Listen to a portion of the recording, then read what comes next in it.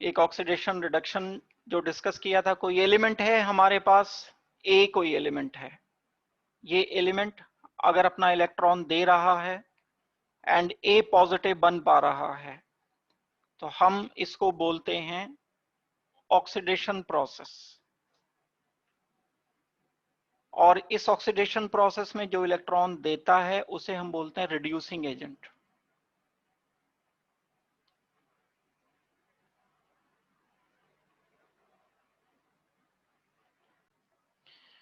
Reducing agent वो होते हैं जो इलेक्ट्रॉन देते हैं। कुछ सब्सटेंस ऐसे हैं जो इलेक्ट्रॉन लेने की टेंडेंसी रखते हैं। इलेक्ट्रॉन लेने के इस प्रोसेस को बोला जाता है रिडक्शन।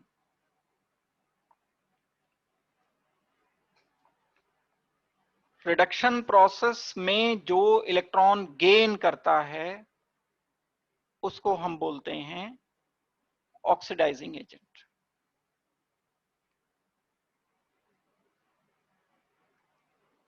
इन जनरल, एक जनरल बात बता रहा हूं मैं, ये जो मेटल्स होते हैं ये रिड्यूसिंग एजेंट्स होते हैं। मेटल इलेक्ट्रॉन देने की टेंडेंसी रखते हैं। इन जनरल जो नॉन मेटल्स होते हैं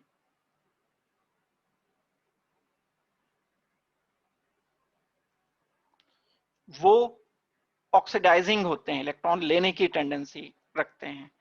इन जनरल मैं क्यों कह रहा हूं, मैंने दो मेटल को ही आपस में कंबाइन करा दिया, एक मेटल को एक मेटल के आयन को, तो अब उन दोनों में से एक ज्यादा एक ज्यादा रिड्यूसिंग होगा, एक कम रिड्यूसिंग होगा।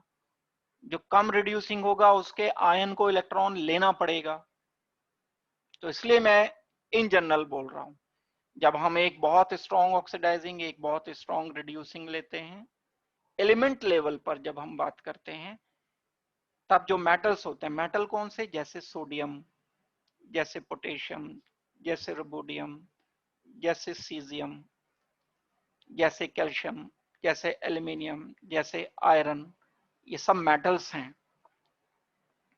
ये मेटल नेचर में रिड्यूसिंग है। नॉन मेटल्स कौन से हैं, जैसे फ्लोरीन, जैसे क्लोरीन, जैसे ऑक्सीजन, जैसे Br2, ये ऑक्सीडाइजिंग होते हैं नेचर में, सब के सब नॉन मेटल्स, इलेक्ट्रॉन लेने की टेंडेंसी रखते हैं। अब अगर मैं दो रिड्यूसिंग एजेंट को लेता हूं, दो मेटल को लेता हूं, तो उन दो मेटल में कौन सा ज्यादा अच्छा रिड्यूसिंग एजेंट है, कौन सा पुअर रिड्यूसिंग एजेंट है, ये एक एक्सपेरिमेंट से हमने लास्ट क्लास में किया था। हमने एक सोल्यूशन लिया, इस सोल्यूशन में डिप कर दिया था मेटल को, सोल्यूशन लिया था इस कॉपर सल्फेट का, और जिंक की एक प्लेट को हमने इसमें डिप करके रखा था। तो zinc plus copper 2 positive giving you Zn2 positive plus copper. Zinc ने इलेक्ट्रॉन इसे दे दिए, लेकिन रिवर्स नहीं होगा, ये रिएक्शन रिवर्स नहीं होता। यहां से एक बात पता चली कि जब हम कांटेक्ट में रखते हैं जिंक एंड कॉपर को किसी आयन के थ्रू, तो इलेक्ट्रॉन दे सकता है जिंक, कॉपर नहीं, ये रिवर्स नहीं होगा रिएक्शन। और यहां से हमने एक टेंडेंसी जज की, ये जान लिया कि जिंक एंड कॉपर में जिंक की टेंडेंसी इलेक्ट्रॉन देने की ज्यादा होती है, कॉपर की कम होती है। तो ऐसे ही इसी हम स्टेप को आगे बढ़ाते हैं अगर, तो हम इनमें मेटल चेंज कर सकते हैं। जैसे अभी तो मैंने जिंक एंड कॉपर सल्फेट लिया था, रिवर्स रिएक्शन नहीं हो सकता। इस बात का क्या, किस तरह से एक्सपेरिमेंट किया गया, अगर जिंक सल्फेट ले लिया आपने सोल्यूशन में, यहां बीकर में ZnSO4 लिया, ZnSO4 का मतलब जिंक 2 पॉजिटिव लिया,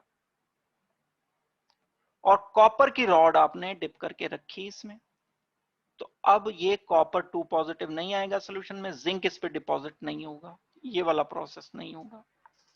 लेकिन अगर मैं रिवर्स कर देता हूं, जिंक की रॉड को कॉपर 2 पॉजिटिव में डिप करके रखता हूं, तब ये हो जाएगा रिएक्शन। अब अगर ये सब कंडीशन आ रही है, तो इस कंडीशन को हम आगे बढ़ाते हुए मेटल चेंज करेंगे यहां इसमें से कोई सा एक, ताकि हमें सारे मेटल्स के ऑर्डर पता चल जाएं। ये डिस्कशन हम लास्ट क्लास में कर रहे थे, जिन्हें हमने नाम दिया था कॉम्पिटिटिव इलेक्ट्रॉन ट्रांसफर रिएक्शन का। तो कॉम्पिटिटिव इलेक्ट्रॉन ट्रांसफर रिएक्शन जो हैं वो हमने जिंक एंड कॉपर में डिस्कस किए थे, और जिंक एंड कॉपर में डिस्कस करने के बाद अब जो हम कॉम्पिटिटिव रिएक्शन कर रहे हैं, रिवर्स अगर करते थे हम तो ये रिएक्शन नहीं होता था। ये तो हम कर चुके, इतना बी पार्ट एक एक्सपेरिमेंट ये कर चुके। उसका हमें पता कैसे चलेगा कि ये रिएक्शन नहीं हुआ? जब मैंने जिंक सल्फेट में जिंक 2 पॉजिटिव में कॉपर की रॉड को डिप करके रखा, ये सॉल्यूशन है, ये सॉलिड है, फिर इसमें H2S पास की। H2S पास करने पर कॉपर 2 पॉजिटिव तो है नहीं। अब कॉपर 2 पॉजिटिव अगर होता तो H2S से रिएक्शन करके ये बना देता कॉपर सल्फाइड, लेकिन ये तो है नहीं, है तो बनेगा नहीं।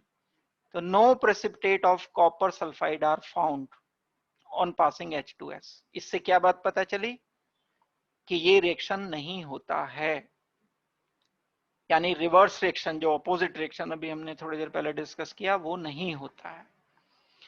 अब ये एक तीसरा हमने एक्सपेरिमेंट किया। इस एक्सपेरिमेंट में कॉपर स्ट्रिपली सॉल्यूशन चेंज कर दिया। जिंक सल्फेट की जगह जो रिएक्शन नहीं हो रहा था, अब हमने सिल्वर नाइट्रेट ले लिया। सिल्वर नाइट्रेट टूटता है आयंस में तो सिल्वर पॉजिटिव बनाता है, NO3 नेगेटिव बनाता है। ये हमारे काम का है मेटल आयन। हम इसको जब डिप करके रखेंगे तो ये बन जाएगा क्या? किसको डिप करके रखा? कॉपर को डिप करके रखा। अब पॉसिबिलिटी है, इस पॉसिबिलिटी को कंफर्म तो हम बाद में करेंगे। एक पॉसिबिलिटी ये है कि कॉपर था, कॉपर ने रिएक्शन किया सिल्वर पॉजिटिव से। सिल्वर नाइट्रेट पूरा लिखना चाहते हो AgNO3 लिख लो, सिल्वर पॉजिटिव लिखना चाहते हो सिल्वर पॉजिटिव लिख लो। इसके इलेक्ट्रॉन इसे दिए जाएंगे। जब ये इलेक्ट्रॉन इसको देगा तो कॉपर 2 पॉजिटिव में ये कन्वर्ट हो जाएगा। ये मैं एक्सपेरिमेंट ही आपको दिखा देता हूं। ये हमारे पास सिल्वर नाइट्रेट का सॉल्यूशन है, AgNO3 का, सिल्वर पॉजिटिव का। ये रॉड जो है वो कॉपर की है, कॉपर मेटल की है। अगर ये रिएक्शन हो रहा है तो इसका मतलब है ऐसा कुछ हो रहा होगा, copper plus silver 1 positive giving you copper 2 positive plus silver metal. Balance करना पड़ेगा इलेक्ट्रॉन को, डेफिनेटली यहां पर 2 लिखना पड़ेगा, यहां पर 2 लिखना पड़ेगा, तब बैलेंस होगी। क्योंकि ये 2 इलेक्ट्रॉन देगा तो 2 सिल्वर को देगा, तब ये न्यूट्रल बनता है। अगर मान लो ये रिएक्शन हो रहा है तो थोड़ी देर में कॉपर 2 पॉजिटिव आयंस सॉल्यूशन में आ जाने चाहिए। हमने पहले भी पढ़ा था पिछली क्लास में, कॉपर 2 पॉजिटिव आयन का कलर ब्लू होता है। तो धीरे धीरे धीरे धीरे ये ब्लू होता चला जाता है। थोड़ी देर के बाद थोड़ा सा ब्लू हुआ, और थोड़ी देर के बाद डार्क ब्लू हो गया। प्लस एक काम और होता है, सिल्वर बन रहा है। ये सिल्वर के मेटल यहां डिपॉजिट होते चले जाते हैं, चिपकते चले जाते हैं। सिल्वर बन गया, सिल्वर मेटल बन गया। ये सिल्वर मेटल जब यहां डिपॉजिट होता चला जा रहा है तो कॉपर की रॉड तो सिल्वर कलर की हो जाएगी और सॉल्यूशन ये ब्लू कलर का हो जाएगा। तो क्या बात हमें पता चली? यहां से ये बात पता चली कि ये रिएक्शन हो रहा है। सही सोच रहे हैं हम, गलत नहीं सोच रहे हैं। यहां से हमें ये बात पता चली कि जब हम कॉपर को एंड सिल्वर के आयन को मिक्स करके रखते हैं तो copper 2 positive and silver metal बन जाता है, जिसकी वजह से थोड़ी देर के बाद कॉपर 2 पॉजिटिव, क्योंकि आयन ब्लू कलर के होते हैं, ये कलरलेस है, ये तो रॉड ही है इसकी कॉपर की। सिल्वर पॉजिटिव का कोई कलर नहीं था, ये कलरलेस था। कलर कहां से आ गया, क्योंकि कॉपर बन गया होगा, इसका मतलब कॉपर बन गया होगा मतलब रिएक्शन हो चुका, हो गया, तो इसका मतलब है ये सही लिखा है रिएक्शन। फॉरवर्ड हो रहा है, रिवर्स नहीं होगा। कॉपर 2 पॉजिटिव अगर सिल्वर मेटल में मिक्स कर दिया जाता, कभी ऐसे किया जाता कि कॉपर 2 पॉजिटिव लेते आप और यहां सिल्वर मेटल लेते, रिवर्स करते, तब ये रिएक्शन नहीं होता, तब सिल्वर इसको डोनेट नहीं करता। अगर ऐसा होता तो ये आपस में दोबारा से रिएक्शन करके वापस हो जाया करते, लेकिन सचमुच में तो ऐसा नहीं हो रहा है, क्योंकि ब्लू कलर बन गया, बन के रुक गया। ऐसा नहीं है कि पहले ब्लू बन गया फिर वापस व्हाइट हो गया, ऐसा नहीं है। तो हम यहां से एक बात कंक्लूड कर सकते हैं कि जब कभी हम किसी कॉपर की स्ट्रिप को सिल्वर नाइट्रेट सॉल्यूशन में रखते हैं तो सॉल्यूशन ब्लू कलर का बन जाना इंडिकेट करता है कि यहां पर कॉपर 2 पॉजिटिव सॉल्यूशन में आ गया। इसका मतलब है रिएक्शन नंबर 1 हो रहा है। रिएक्शन नंबर 2 नहीं पॉसिबल है। कॉपर 2 पॉजिटिव को सिल्वर के साथ जब हम कभी रिएक्शन कराने की कोशिश करते हैं तो कुछ नहीं बनता है। यहां से एक और बात पता चल जाती है कि कॉपर एंड सिल्वर में कॉपर की इलेक्ट्रॉन देने की टेंडेंसी ज्यादा है, सिल्वर इसे अपना इलेक्ट्रॉन नहीं देगा। क्रॉस लिख दिया ना, तो ये नहीं होगा। कॉपर सिल्वर पॉजिटिव को अपना इलेक्ट्रॉन दे देगा, तभी ब्लू कलर अपीयर हो पाया है। फिर हमने दो मेटल को कंपेयर कर लिया। इससे पहले वाले केस में हमने जिंक कॉपर को किया था, अब के कॉपर सिल्वर को कर लिया, तो 3 मेटल का कंपैरिजन हो गया ना। जिंक सबसे ज्यादा रिएक्टिव आया, फिर उसके बाद कॉपर आया, फिर उसके बाद सिल्वर आ गया। अब फिर एक सिल्वर कॉमन रख के तीसरा मेटल ले लो, फिर यहाँ ऑर्डर पता चल जाएगा, या तो वो ऊपर आएगा इसके बीच में आएगा, क्योंकि सिल्वर कॉपर में तो पक्का हो गया आपके ये सिल्वर कम रिएक्टिव है, कॉपर ज्यादा है।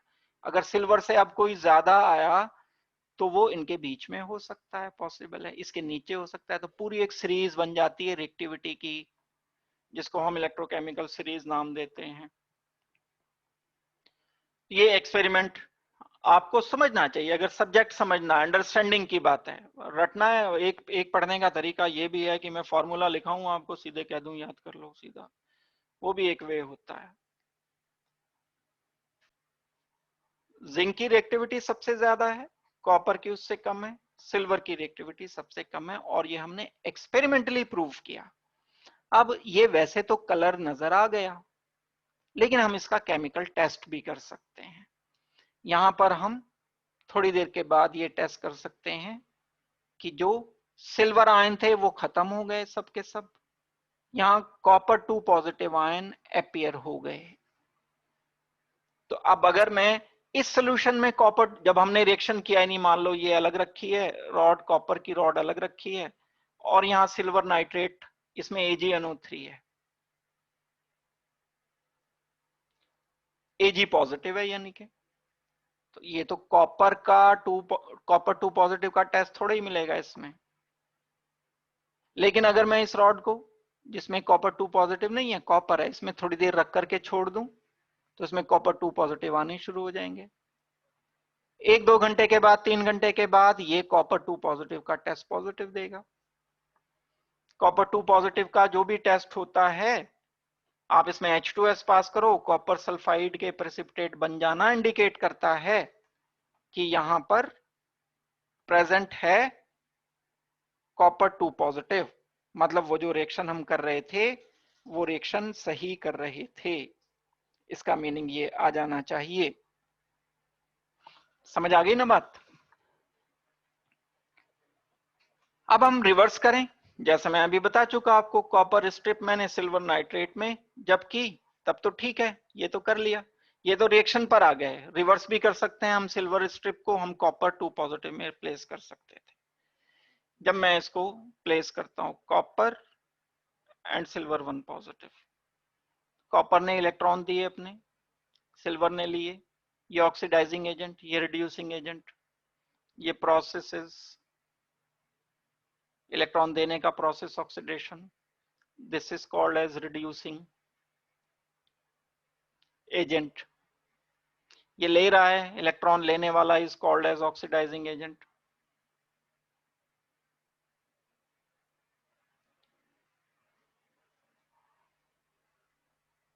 यानी हम कह सकते हैं कि कॉपर ऑक्सीडाइज हो रहा है, ऑक्सीडेशन हो रहा है कॉपर का, लेकिन कॉपर रिड्यूसिंग एजेंट है। सिल्वर रिड्यूस हो रहा है लेकिन ऑक्सीडाइजिंग एजेंट है। कौन रिड्यूस कर रहा है? कॉपर। कौन रिड्यूस हो रहा है? सिल्वर। कौन ऑक्सीडाइज कर रहा है? Silver positive. कौन ऑक्सीडाइज हो रहा है? Copper metal. ये चार बातें मैंने बोली हैं, ये चार बातें पक्की तरह से सोच लेना बैठ करके, समझ करके। इक्विलिब्रियम का मतलब है रिवर्सिबिलिटी। मान लो इसने ए ने, मैंने पहले भी बताया था, ए प्लस बी से सी प्लस डी बन गया, सी प्लस डी से वापस ए प्लस बी बन गया। तो अगर दोनों तरफ हो रहा है, इससे ये बन रहा है, इससे ये बन रहा है, तब मैं बोलूंगा कि इक्विलिब्रियम रिवर्सिबिलिटी दोनों तरफ है, इधर भी इधर भी। लेकिन ए प्लस बी से सिर्फ सी प्लस डी बन रहा है, तब मुझे क्या बोलना चाहिए कि प्रोडक्ट फेवर कर रहा है, ज्यादा प्रोडक्ट बन रहा है। और ये भी हो सकता था सी प्लस डी वापस ए प्लस बी बना देता, तब मैं बोलता कि ये दोनों डायरेक्शन में रिएक्शन हो रहा है।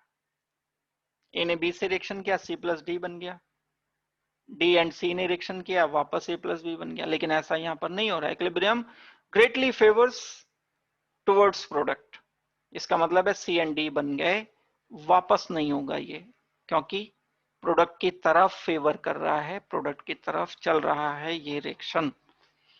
और हम एक्सपेरिमेंटली प्रूफ इसे कैसे कर सकते हैं, या हम एक बात इसे बोल सकते हैं कि ये स्पॉन्टेनियसली फॉरवर्ड डायरेक्शन में रिएक्शन हो रहा है। स्पॉन्टेनियस का मीनिंग आपको मैंने बताया था कि जो खुद से हो जाते हैं, हमें कुछ करना नहीं पड़ा।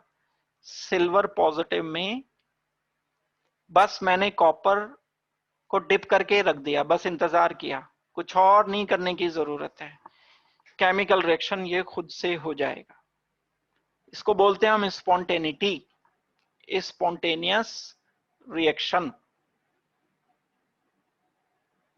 Reverse is not spontaneous.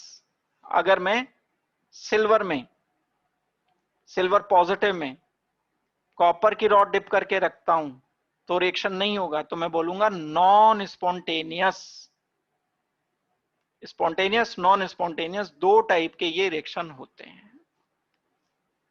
ठीक हो गई बात? ये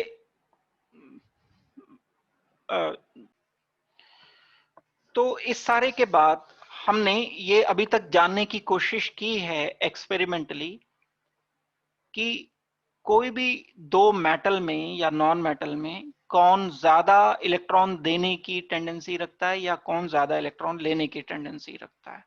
ये हमने एक्सपेरिमेंट से जानने की कोशिश की और ये बताया कि कौन ज्यादा रिड्यूसिंग एजेंट है, जैसे जिंक में एंड कॉपर में इसकी टेंडेंसी इलेक्ट्रॉन देने की ज्यादा है, इसकी कंपैरेटिवली कम है।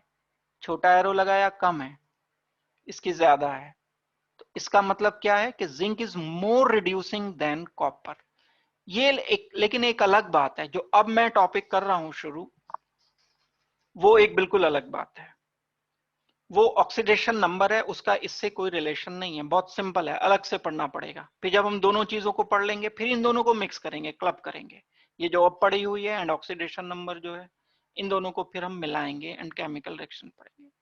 दो चीजें अलग अलग करके, हम बिल्कुल सारी चीजें एक साथ इकट्ठी नहीं पढ़ सकते ना। तो जो ऑक्सीडेशन नंबर है, वो अभी मैं आपको बताने जा रहा हूं कि ऑक्सीडेशन नंबर हम किसे कहते हैं। आपने जैसे अभी ये स्लाइड में था तो थोड़ा सा पढ़ा भी होगा। ऑक्सीडेशन नंबर की हेल्प हम लेते हैं ऑक्सीडेशन रिडक्शन को समझने के लिए। कॉम्प्लिकेटेड जो रिएक्शन है, भाई ये तो सिंपल मोस्ट रिएक्शंस हैं, इससे ज्यादा सिंपल तो कोई रिएक्शन होगा ही नहीं कि यहाँ ये लिख दिया सिल्वर पॉजिटिव, इसने इसे इलेक्ट्रॉन दिया तो ये रिड्यूसिंग एजेंट, ये ऑक्सीडाइजिंग है। देखने से पहले पता चल जाएगा कि ये कॉपर रिड्यूसिंग एजेंट है, सिल्वर पॉजिटिव ऑक्सीडाइजिंग एजेंट है। लेकिन अगर मैं आपको लिख देता हूं कि MnO4 plus sulphur dioxide plus H2SO4, साथ में लिख दिया MnO2 plus H2SO4 and so on, ये लिख दिया। अब इसमें कहा आपसे कि ऑक्सीडाइजिंग रिड्यूसिंग बताओ, क्या पता चलने लग रहा है इसमें? बड़ा मुश्किल सा काम अभी तो दिख रहा है। इन कॉम्प्लिकेटेड रिएक्शंस में ये बताने के लिए कि कौन ऑक्सीडाइजिंग एजेंट है, कौन रिड्यूसिंग एजेंट है, हम मदद लेते हैं ऑक्सीडेशन नंबर की। एक ऐसा नंबर हम क्रिएट करते हैं, कॉन्सेप्चुअलाइज करते हैं, अपनी तरफ से कुछ सोचते हैं ऐसा कि कुछ हो जाए, चीजें हल हो जाएं, सॉल्व हो जाएं। उसके लिए हम एक कंसेप्ट बनाते हैं ऑक्सीडेशन नंबर का। जो सिंपल मॉलिक्यूल हैं उनके लिए ऑक्सीडेशन नंबर निकालना कोई मुश्किल काम नहीं है। हाँ, जैसे कोई मॉलिक्यूल है KMnO4 है, इनमें ऑक्सीडेशन नंबर निकालने के लिए थोड़े जोर लगाने पड़ते हैं। जो सिंपल मॉलिक्यूल है, अभी मैं रूल्स कुछ बताएंगे, हम डिस्कस करेंगे क्लास में, तो आपको पता चल जाएगा है क्या ऑक्सीडेशन नंबर। समझते समझते समझ आएगी, एकदम से नहीं आएगी बात। एक नंबर असाइन किया जाता है किसी एलिमेंट के लिए। जब भी कोई केमिकल रिएक्शन होता है तो केमिकल रिएक्शन होने पर एक नंबर असाइन किया जाता है किसी एक एलिमेंट को, चार्ज समेत, पॉजिटिव एंड नेगेटिव समेत। सिंपली हम उसे ऑक्सीडेशन नंबर कहते हैं। अब असाइन किया जाता है तो बड़ी रफ सी बात बोल दी, कैसे किया जाएगा असाइन, क्या तरीका होगा, वो रूल अभी हम पढ़ेंगे। A number assign to an element in chemical combination which represent the number of electron lost। आ गई ऑक्सीडेशन रिडक्शन की बात। ये नंबर क्या रिप्रेजेंट करता है, क्या बताएगा ये नंबर जो हम असाइन करेंगे? ये बताएगा कि नंबर ऑफ इलेक्ट्रॉन कितने उसने दे दिए किसी को, या कितने ले लिए इलेक्ट्रॉन्स, गेन किए। If the number is negative, तब क्या करेगा? ये गेन कर जाएगा, इलेक्ट्रॉन गेन करेगा तो नेगेटिव आएगा। by an atom of the element in a compound, यानी किसी कंपाउंड में एक वो नंबर जो ये इंडिकेट करता है कि कितने इलेक्ट्रॉन लॉस करके या कितने इलेक्ट्रॉन गेन करके कोई पर्टिकुलर चेंज आया है। या हम एक और तरह से इसे डिफाइन कर सकते हैं, it represents the number of electron gained और lost by atom when it changes in compound from a free state. ये थोड़ी आसान डेफिनेशन है। फ्री स्टेट का मतलब अपनी एलिमेंटल स्टेट में है, जैसे सी है, ये फ्री स्टेट है कार्बन की, कुछ इससे बंधा हुआ नहीं है, कंपाउंड नहीं है, तो मैं कहूंगा फ्री स्टेट है।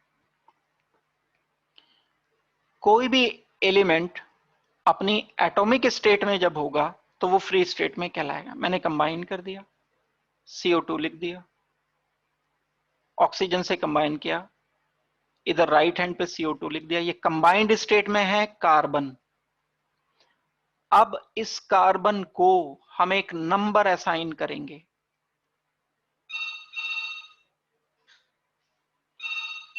ये नंबर क्या बताएगा? ये नंबर बताएगा कि इस कार्बन ने जो फ्री स्टेट में कितने इलेक्ट्रॉन दिए हैं या कितने इलेक्ट्रॉन लिए हैं। इस कंपाउंड में बनने में इस फ्री स्टेट से ये नंबर ये बताएगा कि कितने इलेक्ट्रॉन लूज किए हैं या कितने इलेक्ट्रॉन गेन किए हैं। अभी जब मैं एग्जांपल दूंगा तो बात क्लियर होगी। यानी किसी कंपाउंड का वो नंबर जो ये बताता है कि अगर हम उस कंपाउंड को फ्री स्टेट से बनाएं तो कितने इलेक्ट्रॉन वो गेन करेगा, कितने इलेक्ट्रॉन वो लूज करेगा। ये डेफिनेशन अभी अगली 2-3 स्लाइड करने के बाद, एग्जांपल्स करने के बाद समझ आएगी। अभी तो फिलहाल इसे इसी स्टेज पे छोड़ना पड़ेगा हमें, क्योंकि ये तो अभी मैंने डेफिनेशन बताई, जब मैं एग्जांपल्स इसके कई सारे करा दूंगा तब आपको बात ये क्लियर होगी। It represents the real change in case of ionic compound. अगर कोई कंपाउंड आयनिक है तो फिर तो लॉस इलेक्ट्रॉन का बिल्कुल परफेक्ट हमें दिखता है, नजर आता है। जैसे एग्जाम्पल मैं दूं, अगर सोडियम प्लस क्लोरीन, तो हम बनाते हैं Na पॉजिटिव Cl नेगेटिव। ये रियल चेंज है, मतलब सोडियम पॉजिटिव बना, तो सोडियम से सोडियम पॉजिटिव बनने में इलेक्ट्रॉन माइनस हुआ, एक इलेक्ट्रॉन माइनस हुआ। ये तो रियली हो रहा है, सचमुच में ही हो रहा है, आयनिक बॉन्ड तभी बन पाएगा। लेकिन कई बार ये चेंज रियल चेंज नहीं होता नंबर का, इमेजिनरी चेंज लेना पड़ता है हमें। जैसे अगर मैं बोलता हूं O2 plus H2 giving you H2O। अब H2O के बीच में तो कोवेलेंट बॉन्ड है, मैं इसको H पॉजिटिव तो नहीं लिख सकता, मैं इसको ऑक्सीजन 2 नेगेटिव तो नहीं लिख सकता, मैं 2 H पॉजिटिव लिख दूं, एक ऑक्सीजन 2 नेगेटिव लिख दूं, ऐसा नहीं किया जा सकता। तो O2 से ऑक्सीजन बना है, इस पे भी कोई चार्ज अभी तो नहीं दिख रहा है, इस पे भी कोई चार्ज नहीं दिख रहा है, तो इलेक्ट्रॉन कितने चेंज हुए हमें कैसे पता चलेगा? सारा इशू यहां से शुरू होता है। जब आयनिक कंपाउंड है तो आयनिक कंपाउंड तो आप देखते ही बता देते हो कि किसमें कितने इलेक्ट्रॉन चेंज हुए हैं। जैसे मैं आपसे पूछता हूं कि सिल्वर से सिल्वर पॉजिटिव बना, तो आप एकदम बोल दोगे कि इसने एक इलेक्ट्रॉन दिया, -1 इलेक्ट्रॉन किया। आप एकदम बता दोगे कि सिल्वर का ऑक्सीडेशन हुआ है, आप देखते ही बता दोगे कि सिल्वर इज रिड्यूसिंग एजेंट। फिर आपसे बोला गया कभी कि एल्यूमिनियम 3 पॉजिटिव है, इसने 3 इलेक्ट्रॉन ले लिए और एल्यूमिनियम मेटल बना दिया, तो आप कहोगे ये रिएक्शन रिडक्शन है। क्यों रिडक्शन है? क्योंकि इसने इलेक्ट्रॉन लिए हैं and silver 3 positive is working as oxidising agent here. तो आयनिक कंपाउंड में तो कोई कॉन्फ्लिक्ट नहीं है, बहुत सिंपल आसान तरीके से बता दे। दिक्कत कब आती है? जब मॉलिक्यूल कोवेलेंट होता है। जैसे एग्जांपल मैं दूं, O2 plus H2 giving H2O, HOH ये है। अब यहां कैसे पता चलेगा कि O2 से वाटर बनने में कितने इलेक्ट्रॉन ट्रांसफर हुए हैं? हमें तो ये पता ही नहीं चल पा रहा है। इलेक्ट्रॉन लिए हैं, इसने दिए हैं इलेक्ट्रॉन, हाइड्रोजन ने इलेक्ट्रॉन दिए हैं, लिए हैं, क्योंकि चार्ज तो है नहीं इस पे कुछ। तो जो कोवेलेंट मॉलिक्यूल्स हैं, कोवेलेंट कंपाउंड्स जो हैं, उनमें हमें एक कुछ मान करके इमेजिनरी नंबर लिखना पड़ता है। उस इमेजिनरी नंबर से हम जज कर पाएंगे कि कितने इलेक्ट्रॉन लिए हैं या कितने इलेक्ट्रॉन दिए हैं। इतना एकदम से मतलब चुटकी वाला काम नहीं है कि जी बस देखा और एकदम से सॉल्व हो गया, वर्कआउट करना पड़ेगा। पूरा चैप्टर इसी पर चलेगा, ये ऑक्सीडेशन नंबर पर। अब जो डेफिनेशन वाला पार्ट था वो पूरा हुआ। अब जो चलेगा ये इस बात पर चलेगा कि हम किस तरह से ऑक्सीडेशन नंबर निकाल लें। क्या है ऑक्सीडेशन नंबर? क्या रिप्रेजेंट करता है? एक नंबर को रिप्रेजेंट करता है। वो नंबर रियल नंबर हो सकता है। रियल नंबर का मतलब मैथ्स वाला रियल नंबर नहीं, रियल नंबर का मतलब सचमुच का नंबर, +1 +2 +3। जितने चार्जेस उस पर आयनिक कंपाउंड पर हैं वो चार्जेस सचमुच में हों। जैसे एल्यूमिनियम 3 पॉजिटिव पर ये नंबर मैं 3 पॉजिटिव लिख दूंगा, सोडियम 1 पॉजिटिव पर ये नंबर 1 पॉजिटिव लिख दूंगा, तो जो आयन के चार्ज हैं वही नंबर हम ले लें, ये ऑक्सीडेशन नंबर कहलाना शुरू हो जाएगा। लेकिन जो कोवेलेंट कंपाउंड हैं, कोवेलेंट कंपाउंड में तो आयन नहीं होते, वहां पर हमें एक इमेजिनरी चार्ज मानना पड़ेगा। अब सारा का सारा इशू यहां पर आता है कि ये इमेजिनरी चार्ज हम कैसे मानेंगे। उसके लिए हमें ये रूल्स पढ़ने पड़ेंगे। ऑक्सीडेशन नंबर निकालने के लिए कुछ रूल्स बनाने पड़ेंगे। सभी चीजों की मदद लेनी पड़ेगी आपको, पीरियोडिक टेबल की भी मदद लेनी पड़ेगी, वैलेंसी की भी मदद लेनी पड़ेगी, तब जाकर के ये रूल्स कुछ बन पाएंगे। यहां तक अगर बात समझ आ गई है तो बताओ मुझे। अभी इनफैक्ट ऑक्सीडेशन नंबर की पूरी डेफिनेशन आपको तब समझ आएगी जब एग्जांपल्स पूरी तरह से कर लोगे। जो ऑक्सीडेशन नंबर है वो बताने के लिए कुछ रूल्स हैं। वो रूल क्या क्या हैं वो जानने से पहले, maximum oxidation number of element is equal to the group number. Periodic table पढ़ा है आपने, देखा होगा उसे, इसका ग्रुप का नंबर होता है कुछ, ये ग्रुप 1 है, ग्रुप 2 है, 3 4 5 6, ये। तो जो पीरियडिक टेबल पुरानी वाली है उनमें जो ग्रुप होते थे, एक तो हम 1 2 3 4 5 6 7 8 9 10 11 12 फिर 13 14 15 16 17 18 ग्रुप, ये पूरे हो गए। ये तो modern form of periodic table है, एक पुरानी पीरियडिक टेबल है। जैसे मैं इसे थर्ड ग्रुप बोलता हूँ, इसे फोर्थ ग्रुप बोलता हूँ, इसे फिफ्थ ग्रुप बोलता हूँ, इसे सिक्स ग्रुप बोलता हूँ, इसे सेवंथ ग्रुप बोलता हूँ।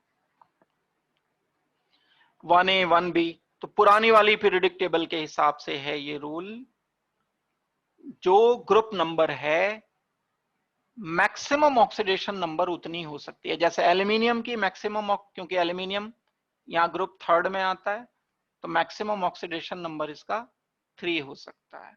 फोर्थ ग्रुप में आता है कार्बन, कार्बन का ऑक्सीडेशन नंबर मैक्सिमम, मिनिमम तो कितना भी हो सकता है, मैक्सिमम की 4 से ज्यादा नहीं होगा। कार्बन कभी 5 ऑक्सीडेशन नंबर नहीं शो करेगा क्योंकि ये ग्रुप 4 का मेंबर है। तो पुरानी वाली पीरियडिक टेबल के जो ग्रुप बने हुए हैं वो ग्रुप नंबर ऑक्सीडेशन नंबर के बारे में बहुत ज्यादा कुछ नहीं बताता, बस छोटी सी बात बताता है कि बहुत सारी अगर ऑक्सीडेशन नंबर ये एलिमेंट शो कर रहा है तो ज्यादा से ज्यादा ऑक्सीडेशन नंबर इसके ग्रुप के नंबर के बराबर हो सकती है। ग्रुप 5 में कौन सा मेंबर होगा? नाइट्रोजन, फास्फोरस होगा नीचे, ये नाइट्रोजन है, ये फास्फोरस है। नाइट्रोजन का जो ऑक्सीडेशन नंबर मैक्सिमम आएगा वो 5 आएगा, 5 से ज्यादा नहीं आ सकता। नाइट्रोजन कभी भी 6 ऑक्सीडेशन नंबर शो नहीं करेगा। इसके बाद आ जाता है क्लोरीन, नाइट्रोजन के बाद फ्लोरीन, क्लोरीन, ब्रोमीन, आयोडीन। जो क्लोरीन है, क्लोरीन का 7 ग्रुप है, 7 ग्रुप में मैक्सिमम ऑक्सीडेशन नंबर जो आएगा, मैक्सिमम, मिनिमम तो 0 भी हो सकता है, 1 भी हो सकता है, 2 भी हो सकता है, बात मैक्सिमम की हो रही है कि 7 है।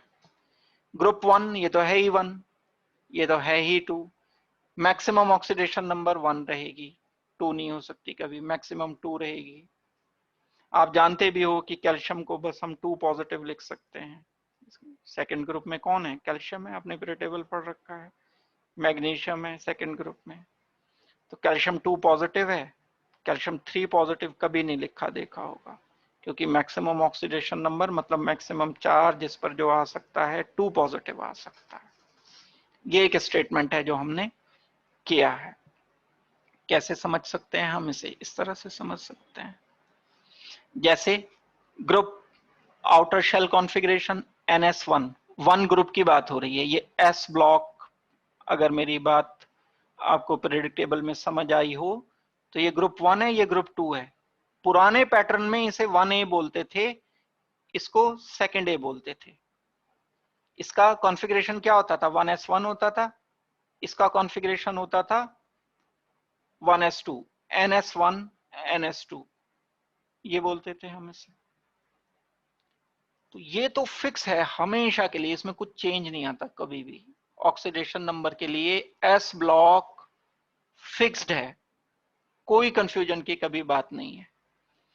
क्या कंफ्यूजन की बात नहीं है? फर्स्ट ग्रुप या फर्स्ट ए ग्रुप में कौन कौन से एलिमेंट हैं? Lithium, sodium, potassium, rubidium, caesium. इसका ऑक्सीडेशन नंबर मैक्सिमम कितना आएगा? +1। कभी भी सोडियम 2 पॉजिटिव नहीं हो सकता, आपने देखा भी नहीं होगा कभी सोडियम 2 पॉजिटिव लिखा हुआ। अगर कहीं देख लो तो उसे क्रॉस कर देना, गलत छपा हुआ है। पोटेशियम 2 पॉजिटिव कभी भी नहीं होगा। इसी तरह से अगर सेकंड ग्रुप की बात करते हैं हम, या पुराने पैटर्न पर सेकंड ए की बात करते हैं, तो इसमें कौन कौन से एलिमेंट हैं? बेरिलियम है, बेरिलियम के नीचे मैग्नीशियम है, कैल्शियम है, स्ट्रोंशियम है, बेरियम है। बेरियम इधर आएगा, स्ट्रोंशियम नीचे आएगा। इनमें सब में मैक्सिमम ऑक्सीडेशन नंबर +2 आता है, ये +2। 2 से ज्यादा नहीं हो सकता। मैग्नीशियम 3 पॉजिटिव कभी बनता ही नहीं है। ये बात आगे चल के काम आएगी, क्योंकि हमें इन एलिमेंट का अपनी तरफ से लिखना पड़ता है नंबर।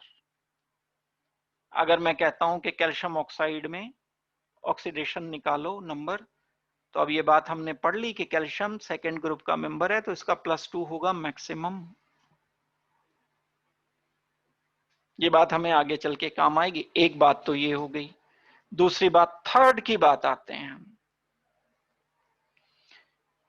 अगर आप थर्ड ए क्या होता है, थर्ड ए यहां होता है, ध्यान रखना, पुराने पैटर्न की बात हो रही है। ये 1, ये 2, ये पुराने पैटर्न से 1A, ये सेकेंड ए। ये 13 ग्रुप होता है नए पैटर्न में, modern form of periodic table में, लेकिन पुराने पैटर्न में ये बोला जाता था third A. Fourth A, fifth A, sixth A, seventh A, eighth,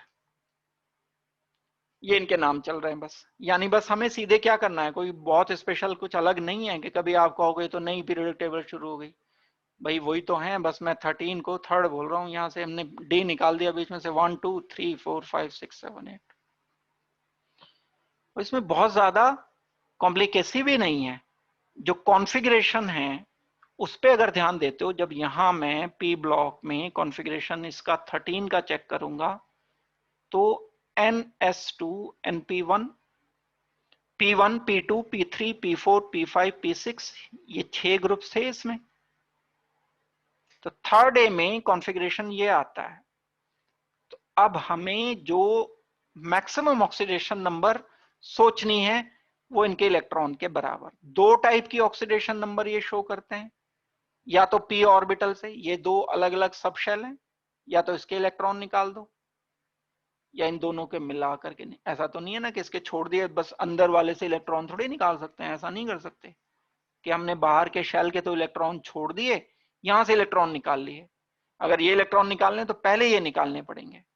तो NP1 से इलेक्ट्रॉन निकाला तो +1 हो गया, NP2 भी निकाल लिए तो 2 और 1 3 हो गया, +3 हो गया। ये एल्यूमिनियम ग्रुप की बात आ गई है।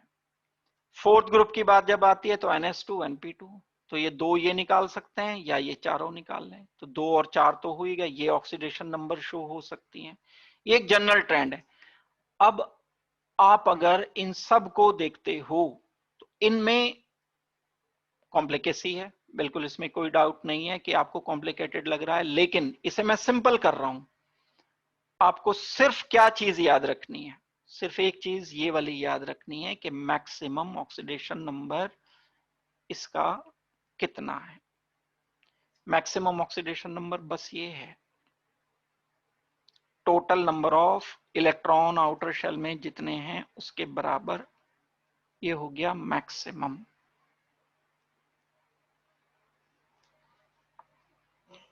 एक इलेक्ट्रॉन, ये 2 इलेक्ट्रॉन, ये 3 है तो 3, ये 4 है तो 4, ये 5 है तो 5। एडिशनली 2 और कर सकते हो। 2 और कैसे, मतलब मैं एक ये हटा देता हूं, 2 ये मिला के हटा देता हूं, तो 2 तो होगा ही होगा, 4 भी होगा, 2 और 4 तो होंगी ऑक्सीडेशन नंबर। इसी तरह से ये 3 और 5 तो होगी होगी, 3 और 5 ये कॉमन हो जाती हैं, 4 और 2 मिला करके 6, 4 और 6 तो होगी होगी। एक एक और कर सकते हो साथ। दैट मीन्स अगर हम ये सब ऑक्सीडेशन नंबर को हटाकर सिर्फ इतना पार्ट कर लें, बहुत सारा काम फिर भी बन जाता है। और उसके लिए मुझे क्या पता होना चाहिए, इलेक्ट्रॉनिक कॉन्फ़िगरेशन पता होना चाहिए। जैसे मैंने ये बताया, तो इसकी या तो 5 आएगी या 5 और 2 7 आएगी, तो 5 प्लस प्लस 7, ये 2 तो रहेगी रहेगी। भाई 2 का अंतर चल रहा है, एक एक बढ़ते चले जा रहे हैं, 3 1 4 3, बस इसमें एक एक बढ़ा रहा हूं मैं। एक एक इसमें बढ़ा दिया, एक इसमें बढ़ा दिया, एक इसमें बढ़ा दिया, एक इसमें, तो ये चलते चले जाएंगे। 3 और 2 हो गया ये। तो ये वाली 2, ये वाली इधर पहले लिख लो, +2 इधर लिख लो, +3 इधर लिख लो। 4 2 5 3 6 4 7 5। एक बात ये हो गई। अब हम ये अगर रूल ये वाला नहीं भी करोगे तो चल जाएगा काम, लेकिन फिर भी अगर कमांड करना है अच्छी तरह से तो पढ़ना पड़ेगा। पढ़ने का मतलब ये नहीं कि बस क्लास लगा ली छुट्टी हो गई, इसे रूल को आपको याद रखना पड़ेगा, टाइम लगाना पड़ेगा इस पर। अब हम अगर रूल शुरू करने से पहले ये जानना चाहते हैं कि वैलेंसी एंड ऑक्सीडेशन नंबर में क्या अंतर है, कि वैलेंसी हम किसे कहते हैं एंड ऑक्सीडेशन नंबर हम किसे कहते हैं। इनमें अगर हम अंतर देखना चाहते हैं तो ये अंतर मैं आपको अभी पहले बता रहा हूं। जो ऑक्सीडेशन नंबर है, जो वैलेंसी होती है, वो कंबाइनिंग टेंडेंसी को इंडिकेट करती है। ऑक्सीडेशन नंबर इलेक्ट्रॉन के एक्सचेंज को इंडिकेट करता है। जैसे मैं अगर कहता हूं कि नाइट्रोजन NH3 है तो वैलेंसी इसकी 3 है, और ऑक्सीडेशन नंबर 3 के अलावा भी ये हो सकती है। क्या अंतर है वैलेंसी ऑक्सीडेशन नंबर में? वैलेंसी बताती है कंबाइनिंग टेंडेंसी को, और ऑक्सीडेशन नंबर क्या बताता है? इलेक्ट्रॉन के एक्सचेंज को। ऑक्सीडेशन नंबर कितना भी हो सकता है, माइनस में भी हो सकता है, प्लस में भी हो सकता है, वैलेंसी माइनस में नहीं होगी कभी। हम वैलेंसी को कभी भी ये नहीं बोलेंगे कि ये वैलेंसी -2 है किसी की। हाँ, 0 हो सकती है वैलेंसी, अगर ये कंबाइन नहीं हो रहा है किसी से तो वैलेंसी हम इसकी 0 रख सकते हैं जरूर। ऑक्सीडेशन नंबर कभी कभी कुछ केसेस में फ्रैक्शनल भी आ जाती है, वैलेंसी फ्रैक्शनल नहीं आएगी। ऑक्सीडेशन नंबर जो होता है एक कई बार कोवलेंट कंपाउंड में इमेजिनरी नंबर भी होता है, जबकि वैलेंसी इमेजिनरी नहीं होगी, वैलेंसी तो बिल्कुल एक्चुअल एंड रियल होनी चाहिए।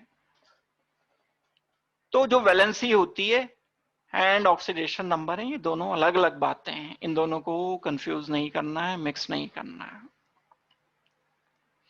हो सकता है कई बार oxidation number and valency same आ जाएं, ऐसा हो जाता है, लेकिन हमेशा ऐसा नहीं होता। बहुत सारे केसेस में ऑक्सीडेशन नंबर एंड वैलेंसी अलग अलग आ सकती है। तो इसे रीड कर लो एक बार, मैं फिर आगे चल के बताता हूं आपको। जो इलेक्ट्रोवैलेंट कंपाउंड है, जैसे CaCl2 लिया मैंने, तो यहां कैल्शियम 2 पॉजिटिव है, तो यहां तो सेम हम चला देंगे इसको, ऑक्सीडेशन नंबर भी +2 है, वैलेंसी भी 2 है, तो ये बात तो करेक्ट हो गई। लेकिन हर जगह ये बात नहीं चलती। अब जैसे मैं कहता हूं कि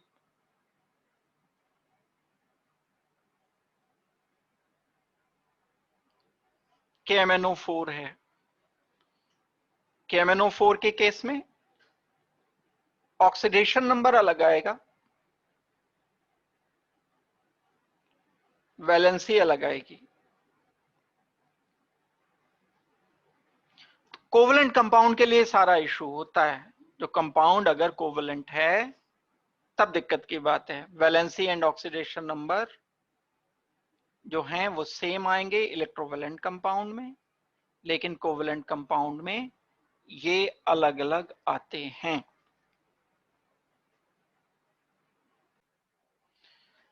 तो हमने डिफरेंस किया अभी ऑक्सीडेशन नंबर में एंड वैलेंसी में। इसके बाद अगर हम डिफरेंस की बात करते हैं, ऑक्सीडेशन नंबर एंड वैलेंसी का डिफरेंस थोड़े एक दो मैंने अभी बता भी दिए आपको क्या क्या डिफरेंसेस होंगे। ऑक्सीडेशन नंबर चार्ज होता है एक, ये चार्ज रियल भी हो सकता है, अगर आयनिक कंपाउंड है तो रियल है, और अगर ये कोवलेंट कंपाउंड है तो इमेजिनरी है। कंपाउंड के किसी एक एलिमेंट पर प्रेजेंट होगा, ये प्लस भी हो सकता है, माइनस भी हो सकता है, जीरो भी हो सकता है। यहां दिया नहीं है जीरो, लेकिन इट मे बी जीरो। अब जैसे कोई एक सिंपल कंपाउंड में लेता हूं, जैसे CaCO3 लेता हूं। कैल्शियम का अपना चार्ज होगा, कार्बन का अपना चार्ज होगा, ऑक्सीजन का अपना चार्ज होगा। ऑक्सीजन के चार्ज को 3 से मल्टीप्लाई करना पड़ेगा, या तीनों का चार्ज दिया है तो एक ऑक्सीजन का जानने के लिए 3 से डिवाइड करना पड़ेगा। ये नंबर हैं ऑक्सीडेशन नंबर, ये हम डेजिग्नेट करना सीखेंगे, एकदम से नहीं आ जाएंगे। किसी मॉलिक्यूल में KMnO4 दिया है, इस पर चार्ज कितना है? हालांकि ये बात अभी हम जान भी चुके हैं कि पोटेशियम ग्रुप 1 का मेंबर है, तो बस एक ही मैक्सिमम मिनिमम क्या 1 ही है इसकी ऑक्सीडेशन स्टेट, ये है। लेकिन चलो इसके कोई फिक्स नंबर है, मैग्नीज का अलग अपना नंबर, ऑक्सीजन का अपना नंबर होगा। इसी तरह से वाटर है, वाटर में हाइड्रोजन का अपना कोई एक नंबर पॉजिटिव या नेगेटिव होगा, हमें नहीं पता। ऑक्सीजन का, हाइड्रोजन का, ये ऑक्सीडेशन नंबर है। वैलेंसी तो अलग चीज है, ये तो कंबाइन करने की टेंडेंसी को, इस ऑक्सीजन के साथ हाइड्रोजन कितनी बार बंधे हुए हैं, 2 बार बंधे हुए हैं, तो वैलेंसी 2 हो जाएगी इसकी। इलेक्ट्रॉन एक्सचेंज से कोई मतलब इसका नहीं है। तो वैलेंसी इज कंबाइनिंग कैपेसिटी, कोई प्लस माइनस चार्ज हम इस पे लिखते ही नहीं है कभी, यहां हम प्लस माइनस चार्ज लिखते हैं। ऑक्सीडेशन नंबर क्या है? एक रियल या इमेजिनरी नंबर है। रियल नंबर कब? जब कंपाउंड आयोनिक है। इमेजिनरी नंबर कब? जब कंपाउंड कोवेलेंट है। और एक और बात मैं बताता चलूं, आगे भी आएगी ये बात, लेकिन बड़ी सिंपल है। अगर कोई अपनी फ्री स्टेट में है एलिमेंट, ये बात काम आएगी। कोई एलिमेंट अपनी फ्री स्टेट में है, कार्बन है बस कार्बन ही लिखा है, फ्लोरीन है फ्लोरीन लिखा है, या F2 लिखा है, ब्रोमीन है Br एटम लिखा है या Br2 लिखा है। ये Br2 भी तो Br बस, और तो दूसरा कोई एलिमेंट है ही नहीं, बस एक टाइप का एक ही एलिमेंट है अगर, तब ऑक्सीडेशन नंबर 0 होती है, हमेशा 0 ही होगी। इसका मतलब ये नहीं है कि कंबाइंड में 0 नहीं हो सकती, कंबाइंड में 0 भी हो सकती है, प्लस भी हो सकती है, माइनस भी हो सकती है। जब ये कंपाउंड बना रखा होगा इसने, फिर तो कुछ भी हो सकती है। लेकिन अगर फ्री है एलिमेंट, फिर 0 के अलावा कुछ भी नहीं होगी। जैसे 0 वाले के एग्जाम्पल में बता रहा हूं, O2 है, जैसे N2 है, Cl2 है, P4 है, O3 है, H2 है, इसके अलावा फ्लोरीन है, आयोडीन है, और भी आपको बस ऑक्सीजन के अलावा। लेकिन अगर कुछ और आ गया, H2O आ गया, अब नहीं हमें पता, अब हम रूल अप्लाई करेंगे। लेकिन अगर 0 स्टेट में कोई और एलिमेंट है ही नहीं, 0 से मान के चले हैं ना, अभी हमने क्या बात की थी डेफिनेशन में, ऑक्सीडेशन नंबर की क्या बात की थी? 0 यानी फ्री स्टेट से कंपाउंड बनाने में कितने इलेक्ट्रॉन एक्सचेंज होते हैं, तो हमने मान लिया कि फ्री स्टेट में 0 है। अब कोई कंपाउंड बनने में कितने इलेक्ट्रॉन उसने लिए या दिए, यहां से हम पता चलाना शुरू कर देते हैं। तो 0 मान के चलते हैं हम ऑक्सीडेशन नंबर अपनी किसी ग्राउंड स्टेट में या उसकी फ्री एलिमेंटल स्टेट में। वैलेंसी के लिए हम ये बात नहीं कह सकते ना, लेकिन वैलेंसी में तो जैसे F2 है, तो एक फ्लोरीन एटम की वैलेंसी 1 है, फ्लोरीन फ्लोरीन से जो ऑक्सीडेशन नंबर 0 है, वैलेंसी फ्लोरीन की 1 है। अलग अलग आ गई, दोनों चीजें अलग अलग हैं। दैट मीन्स फ्लोरीन की वैलेंसी, क्योंकि एक बॉन्ड बना हुआ है तो वैलेंसी 1 है, लेकिन ऑक्सीडेशन नंबर ये किसी दूसरे एलिमेंट से तो लगा हुआ नहीं है, अपनी फ्री स्टेट में, अपनी एलिमेंटल स्टेट में। तब ये बोला जाएगा कि ऑक्सीडेशन नंबर यहां 0 है। एक बात तो ये होगी जो आपको काम आएगी आगे चल करके बहुत। Oxidation number of an element में हैव डिफरेंट वैल्यूज। एक ही में, एक ही एलिमेंट की बहुत बहुत सारी ऑक्सीडेशन अलग अलग कंपाउंड में अलग अलग। जैसे कार्बन में तो 0 मैंने अभी बताई दी, कार्बन मोनोऑक्साइड में अलग, कार्बन डाइऑक्साइड में अलग, अगर मैं कहता हूं H2CO3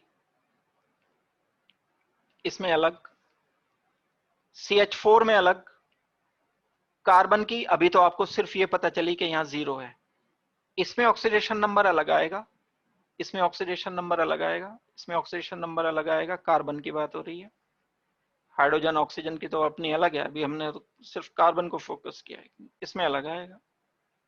यही सीखना है कि अलग अलग क्या आएगा, क्यों आएगा, कैसे आएगा, यही बात हमें सीखनी है। तो जस्ट मैं अभी बता रहा हूं कि ऑक्सीडेशन नंबर है क्या। इनफैक्ट वैलेंसी जबकि कभी कभी चेंज होती है, रेयरली हो जाती है, ऐसा नहीं है कि वैलेंसी कांस्टेंट रहती है, हो जाती है चेंज।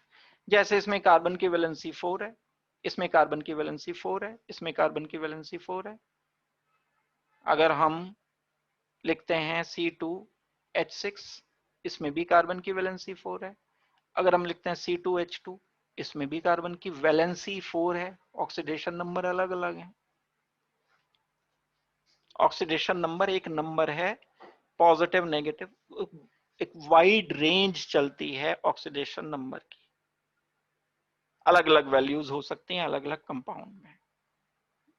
जबकि वैलेंसी बहुत रेयरली कभी कभी चेंज होती है। जैसे आप जानते हो कि कार्बन को आप बोलते हो कि वैलेंसी 4 होती है, तो 99% केसेस में कार्बन की वैलेंसी 4 ही निकलती है हमेशा। बस कभी इक्का दुक्का कोई कंपाउंड है जैसे कार्बन मोनोऑक्साइड वगैरह, इसमें थोड़ा बहुत कभी कभी डेविएशन ये वैलेंसी के टर्म्स में कर जाता है। और ये ऑक्सीडेशन नंबर किस बात पे डिपेंड करेगा? कंपाउंड के नेचर पर। जैसे मैं CH4 लिखता हूं, CCl4 लिखता हूं, वैलेंसी तो यहां भी 4 है, यहां भी 4 है, लेकिन ऑक्सीडेशन नंबर यहां अलग है, यहां अलग है। तो नेचर ऑफ कंपाउंड पर डिपेंड कर गया ना, ये हाइड्रोजन लगा हुआ है तो कंपाउंड का नेचर अलग, क्लोरीन लगा है तो कंपाउंड का नेचर अलग। तो ये बात समझ करके कंपैरिजन ये बड़ा इंपॉर्टेंट है, आता है क्वेश्चन, 11th क्लास में भी आएगा क्वेश्चन, ऑक्सीडेशन नंबर में एंड वैलेंसी में अंतर। मोस्ट ऑफ द केसेस में ये फिक्स होती है, वैलेंसी चेंज हो जाती है लेकिन एक्सेप्शनली। ये ऑक्सीडेशन नंबर फ्रैक्शनल हो जाता है, जबकि वैलेंसी जो है वो नंबर ही होती है, तो 1 होगी या 2 होगी या 3 होगी। ऑक्सीडेशन नंबर 0 हो जाती है, वैलेंसी कंपाउंड में 0 नहीं होगी, फ्री स्टेट में 0 हो जाती है। नोबेल गैसेस को छोड़ दें, अगर फ्री स्टेट की बात हो रही है, जैसे हीलियम है, तो हीलियम तो बॉन्ड ही नहीं बनाता, तो इसकी वैलेंसी तो मैं 0 बोलूंगा। नोबेल गैसेस समझते होंगे आप, helium, neon, argon, krypton, xenon, group 18 समझते होंगे आप, पी ब्लॉक का लास्ट मेंबर समझते होंगे, P1, P2, P3, P4, P5, P6 जिसमें होते हैं वो ग्रुप 18 के मेंबर होते हैं। पीरियोडिक टेबल की मैं बात कर रहा हूं, चीजें लिंक्ड हैं, जो चीजें हमने पहले पढ़ रखी हैं वो चीजें अगर अच्छी तरह से नहीं आएंगी तो दिक्कत रहेगी। नोबेल गैसेस अब यहां बोल दिया, लेकिन इसके पीछे आपको बहुत सारी बातें पता होनी। नोबेल गैसेस की वैलेंसी 0 है, बस इसको छोड़ दें अगर तो कभी वैलेंसी 0 नहीं होती। यहाँ तो बहुत चांस हैं, ऑक्सीडेशन नंबर तो फ्रीक्वेंटली 0 आता है, कंपाउंड में भी आ सकता है और ये एलिमेंट में भी आ सकता है। ये मेन डिफरेंसेस मैंने आपको डिस्कस किए इसके। अब आ जाते हैं इसमें मेन बात पर। 2 मिनट के लिए मैं ये पढ़ने के लिए दे रहा हूं आपको।